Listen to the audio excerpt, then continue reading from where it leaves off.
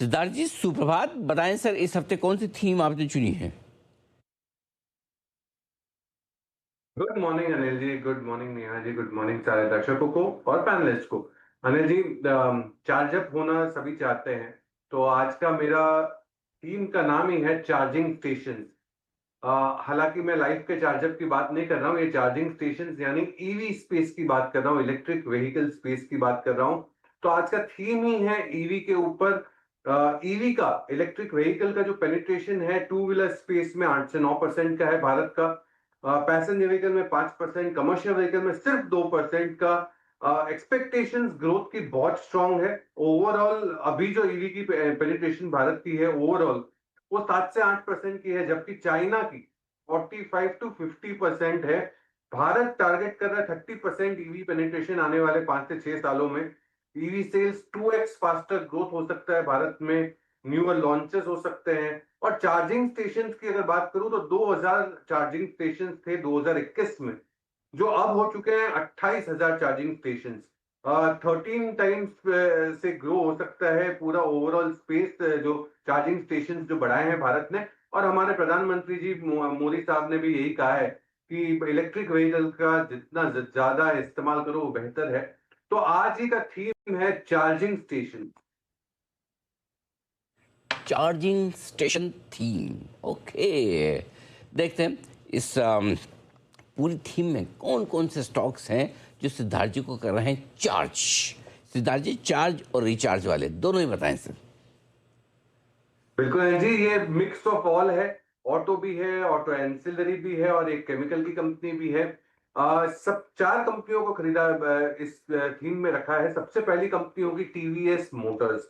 TVS Motors, जहां पे हम काफी समय से, करीबन फरवरी 2022 से भीतर, इसलिए हम रेकमेंड करते आ रहे हैं।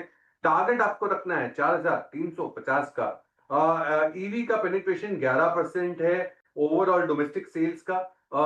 मे ईयू, ये जो ईवी की जो इनकी बाइक है आई क्यूब, इसकी सेल्स 56% से बढ़ रही है। Q4 की आई 34% से बढ़ी है। ग्रोथ जो ड्राइव हो रहा है ईवी पुश से हो रहा है। 2 नए प्रोडक्ट लॉन्चेस भी है कंपनी द्वारा, और 18% अबिटा और 2,000 करोड़ का केपेक्स है। दूसरी कंपनी चार्जिंग स्टेशन का रहेगा ओला इलेक्ट्रिक। ये हमारा हमारा टेक्नोफंडा पिक है। टारगेट आपको रखना है 52 का, 52 का। मई 26 से बहुत हाल से ही हम रेकमेंड कर रहे हैं। सेल्स 24% है इनके ईवी स्पेस से। Q4 ईवी का ही मेन इनका सेल्स है। और Q4 का जो मार्जिन है वो बढ़ के आया है 4% से versus last quarter. Rising petrol prices, ये डेफिनेटली फायदेमंद है ईवी स्कूटर बाइक्स के लिए।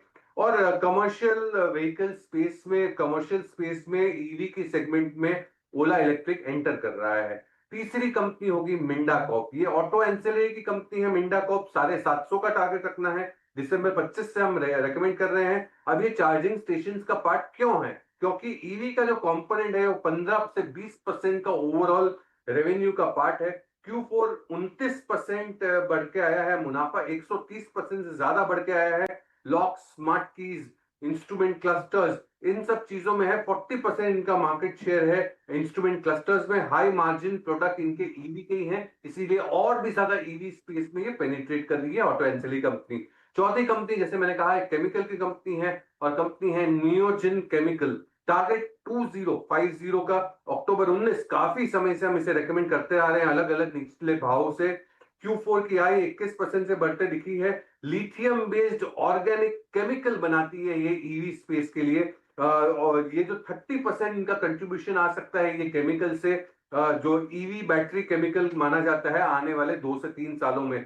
400 से 500 करोड़ का केपेक्स है, और स्ट्रॉन्ग ग्रोथ उम्मीद कर रहे हैं ये केमिकल से, जो इलेक्ट्रिक व्हीकल की बैटरी सेगमेंट में लगेगा। ये चारों कंपनियों को आपको इक्वल प्रोपोर्शन में 6 से 8 महीने के पर्सपेक्टिव से खरीद सकते हैं। बस यही रहेगा। ओला इलेक्ट्रिक एक टेक्नोफंडा पिक रहेगा। ये चारों कंपनियां चार्जिंग स्टेशन ईवी स्पेस में एकदम सूटेबल है।